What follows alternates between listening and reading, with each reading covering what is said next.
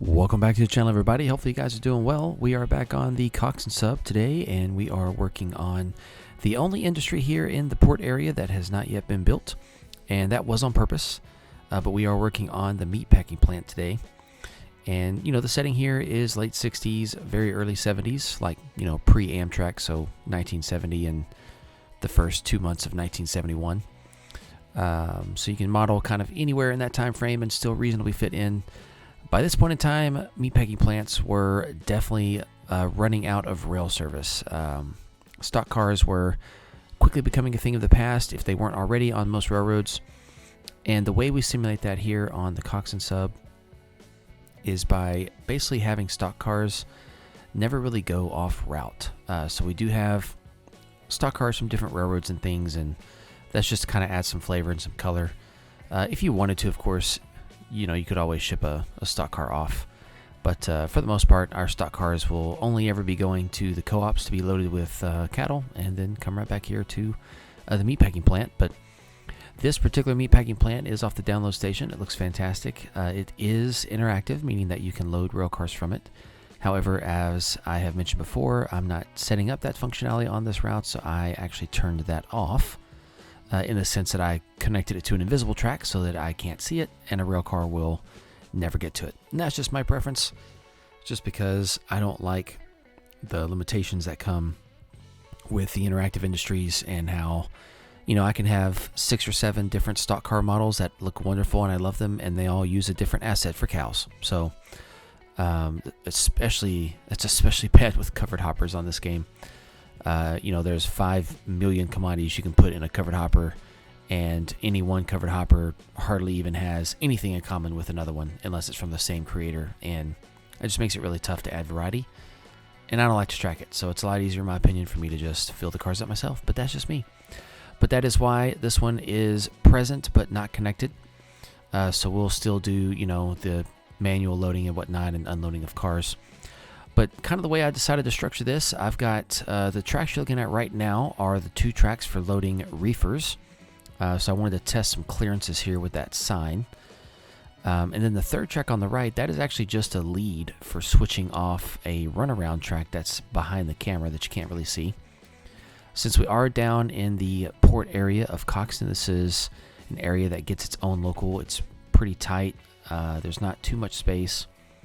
And there's a lot of traffic. In fact, one train length worth of cars can't even serve even half the spots down here. So, you know, you can get a lot of car traffic down to this port if you wanted to, and it creates quite a bottleneck, which I did do that on purpose in order to create some I don't want to say flexibility, but create some variability in the way operations are done. So it's a group of industries where you are deliberately starved for space, and I personally like it. It's a nice challenge. So, but here we're just getting in some of the ground details, adding in some pavement, and then, you know, going over it with different textures to create a bit of variability. We don't really do hardly any super detailing in this video. For the most part, we just get the industry set up, get a few trucks in, and then we add in some Turfex, and that's kind of the routine I think I'm going to stick with for the most part for now, for working on these industries as I go through and update them and get them finished.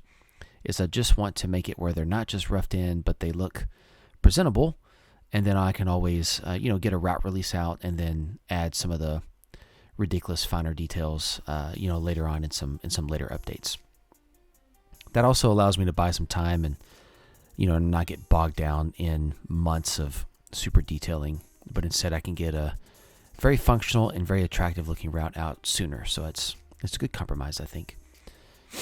But just not a lot of space here for any sort of refrigerated trailers or box trailers. I could always have added more, but I decided not to really worry about it. For this industry, I mostly wanted to just represent how we would ship all of our commodities in and out through rail cars. Now, pardon this scene right here, but I got stuck trying to figure out what this was. It took me a minute, but I finally managed to get it to go away. But another thing I haven't talked about yet is kind of the inputs here. So, of course, we bring cattle in, and the cattle get butchered at the meatpacking plant. But the meatpacking plant doesn't just ship out meat. We also have it shipping out bone meal. It's shipping that out in box cars. Now, I do know that bone meal can be ground up and therefore could go in a covered hopper, but for this sake, we're shipping it out in a boxcar.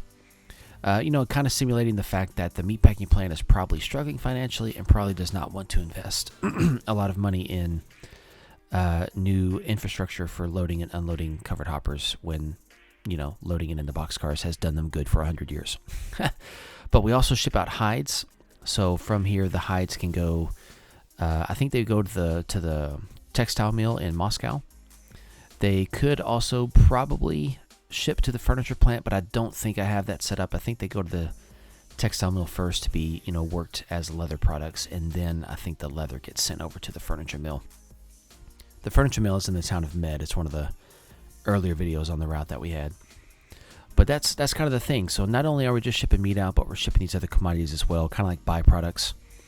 And, they have a purpose on the route. So the box cars and the reefers that leave here, you can ship those wherever you want. So if you want to ship those off route, you'd be my guest. But it's the stock cars specifically that kind of stay in town. So here I decided I had way too much asphalt out here and nothing to do with it. I also did not want to add any more rails back here. So I decided I would turn this into a green space. I felt like it'd be a good transition.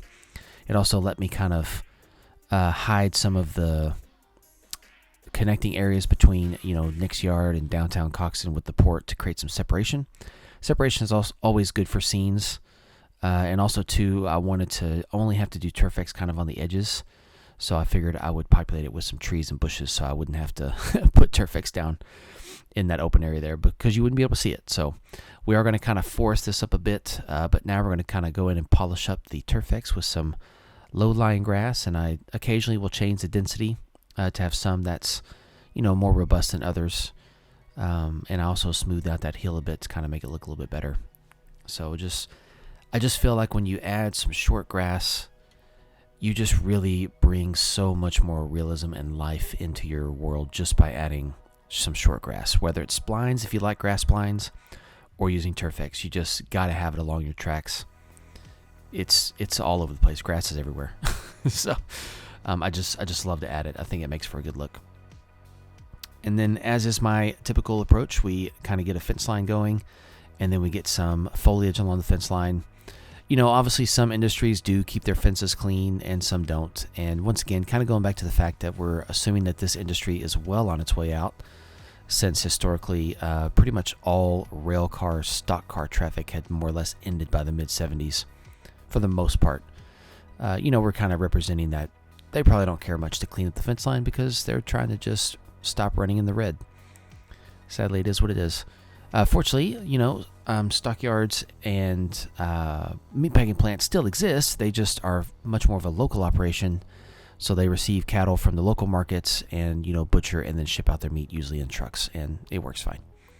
So, I guess the meat you could ship out in rail cars, and reefers, but you could get enough volume for that. But cattle itself is pretty much exclusively moved by truck at this point in history, and that's completely understandable.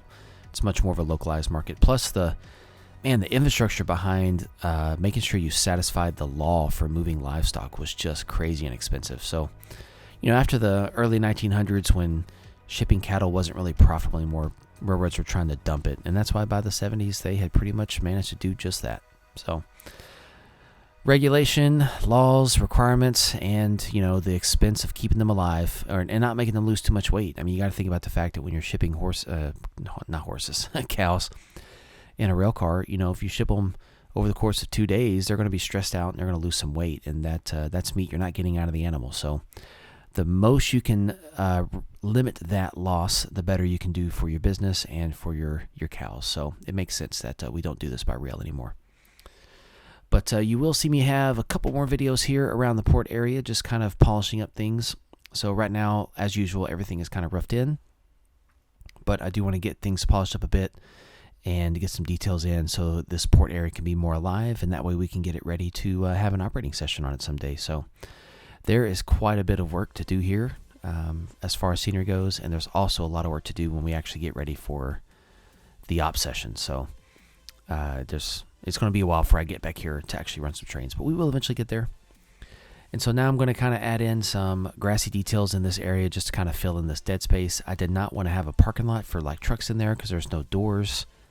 I didn't want to add any doors. Also, it just kind of made more sense to just kind of represent it as like a dead space, you know, between the tracks. So throwing in some grass, some bushes, and a couple of trees, and I'm fine with that. I think it's a great look. So not every inch of territory around an industry gets used with things for making money. Sometimes they just own the land and it just sits there. I've recently been doing a lot of examining of some of the industries along the KCS line in Mississippi. And yeah, it's a lot of that, a lot of just dead, empty space. So, but thank you guys for watching. I'm going to go ahead and leave you here with the cinematics of our finished product, and stay tuned for more. Make sure to like, comment, and subscribe if you haven't already, and we will catch you guys on the next one. Thanks for watching.